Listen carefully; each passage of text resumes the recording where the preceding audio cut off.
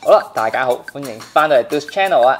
咁啊，今個月咧，我哋又嚟講呢個9個月嘅更新啦。中意嘅話咧，記得 like、comment 同埋 share 啦。咁我哋開始嚕。咁一開始啊，要講翻呢個工作嘅情況啊。咁關於工作更新方面咧，老公同老婆咧都有各自嘅工作更新嘅。咁首先咧就老婆講先啦。咁今個月啦，5月開始啦，我就升職加人工啊。咁就由一個普通嘅 sales associate 啦，升呢咗做一個 operation team 嘅 leader 仔。聽落好似冇乜分別，其實都係有分別嘅。因為如果係 sales associate 啦，主要咧係賣貨啦，去 sell 客啦 ，customer service 啦，即係主力係真係做翻啲鋪頭出邊門面嘅嘢啦。咁而 operation team leader 仔咧，就主要譬如係收貨啊、離貨啊、點貨啊，係多方面係喺倉入邊嘅嘢多啲嘅。咁因為我本人咧就係同老公一樣啦，都係呢個 supply chain management 嗰度畢業出身嘅，咁都係有一啲 logistic 嘅 warehouse 嘅經驗啦。咁所以咧，對於呢啲 inventory 數字上面咧，就比較認識多啲，敏感度亦都多啲。經過幾個月嘅之後啦，即係公司覺得我喺做 operation 呢方面係出色過做賣貨嗰方面嘅，咁所以咧就決定將我升咗職做呢個 operation team leader 㗎。咁人工方面咧都着量加咗少少咧，就加咗咁多。好啦，咁關於老公嘅工作更新咧，目前呢一刻咧就係5月尾啦。咁其實成個實習咧應該喺5月頭就開始㗎啦。最重要嘅就係老公到最後揾唔揾到實習咧？簡單嚟講啊，我係揾到2份實習，再加1份 part time 同一時間。咁啊2份實習咧，其實都係冇錢嘅，即係咧義工嚟嘅。part time 嗰方面咧就真係好好彩咧，有個 professor 咧就推薦咗我去一個學校入邊嘅 part time， 咁係做 researcher 嘅，咁 title 都唔錯。咁啊人工當然咧就最低工資啦，我覺得係滿意嘅，因為至少咧生活到啦。咁同埋咧，咁其實揾到相關工作經歷嘅 part time 嘅人咧係少之又少嘅，好幸運成功咁樣做咗呢個其中嘅一員啦。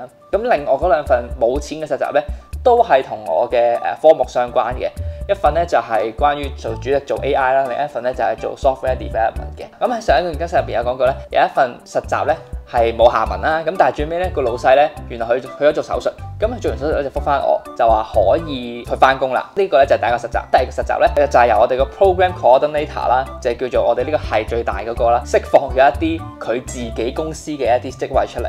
咁 total 嗰度都係得15個人，咁我哋全班咧其實有90個人嘅，咁啊有15個幸運兒啦，咁我又係其中一個，我都應該係唯一一個咧係攞咗 double offer 嘅人嚟嘅，咁啊但係咧唔會有稅務嘅問題嘅，放心啦，因為咧2份工咧都係冇錢嘅，所以咧稅局係唔會嚟捉我嘅。至於 part time 啦，都係同一個 professor 咧去推薦我嘅，以我所知應該都係得1-2個人會攞到呢個 part time 嘅 offer。咁啊有好之餘咧，個梗係唔好啦，因為咧實在太多嘢做啦。講完我點樣揾到啲 offer 咧，就講下老公究竟有幾多嘢做啦。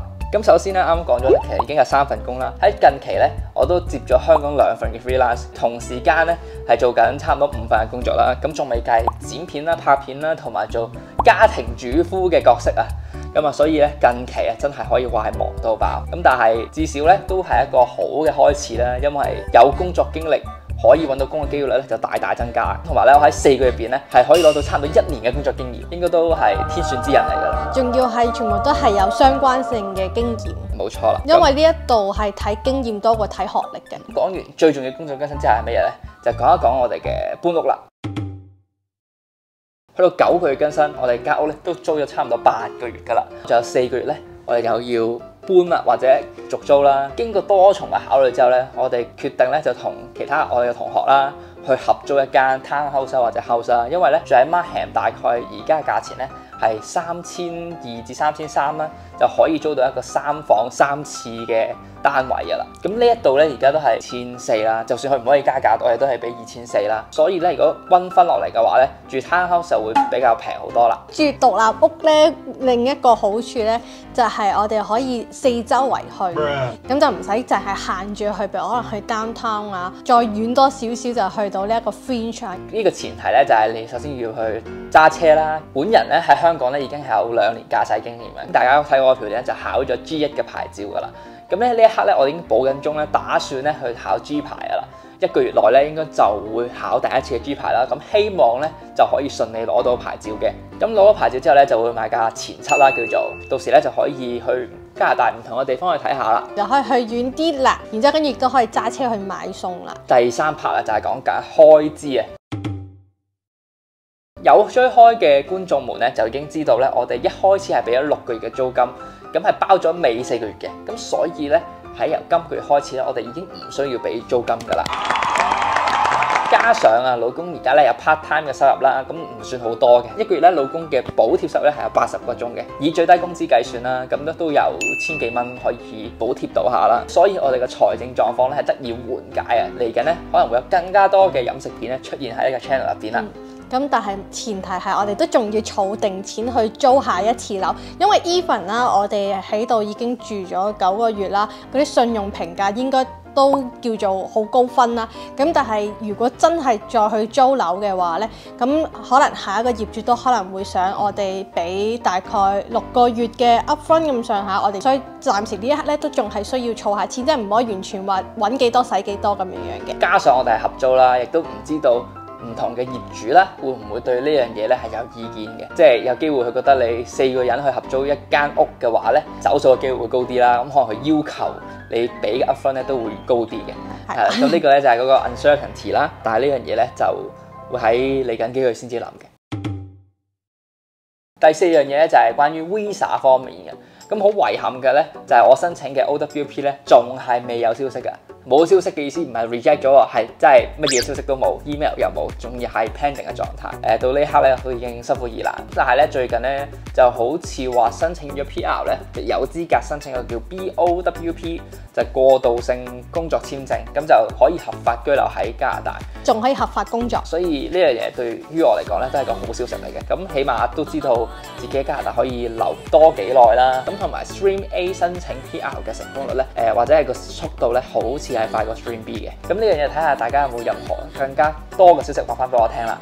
或者到時我哋兩個分別申請嘅時候，我哋都會做一個 update 話俾大家聽啊，我哋嘅 progress 去到邊個情況。其實我一嚟到加拿大，差唔多已經第1個禮拜已經開始有工返啦，所以其實我都係做多3個月，我就可以做夠1年 full time， 都已經可以去申請 PR 噶啦。咁但係咧，老婆申請 PR 之前咧，仲要考個英文試叫 CIPA 嘅。老婆咧係唔知道佢要考 CIPA 嘅 ，OK？咁最重要咧，其實係你可以考 CIPA， 可以考 IELTS。咁但係咧，多數嘅聽講咧都係 CIPA 比較容易啲，同埋會平少少嘅。所以咧，我就會打算考 CIPA 嘅。咁咧我就唔太擔心嘅。咁但係老婆英文水平咧就有待加強啊。咁唔知要考幾多次先至考得到？嗱，老婆嘅 speaking 啦、listening 都幾 OK 嘅，但不過係 reading 同 writing 差啲，因為我唔識串字啦，跟住我睇啲字我亦都唔知嗰啲係咩字嚟嘅。本人啦考 DSE 嘅時候，英文嘅 reading paper 咧係得2嘅啫，但係慶幸地 overall 係整體合格，所以由3。我都係3嘅啫，但係我 IELTS academic 咧就考緊6.5，同埋加上喺加拿大度講咗多少少英文，咁應該咧個分數會好過之前嘅，所以攞個 CLB 5應該就唔係太大問題嘅。咁最後咧就係講一個唔係幾開心嘅消息啦，就係我哋香港有隻貓貓咧就已經去咗貓星啦，呢個都係一個移民嘅缺點啦。相關嘅消息咧可以睇翻嗰條片啦。今集咧就去到咁多啦，我哋下一集見，拜拜。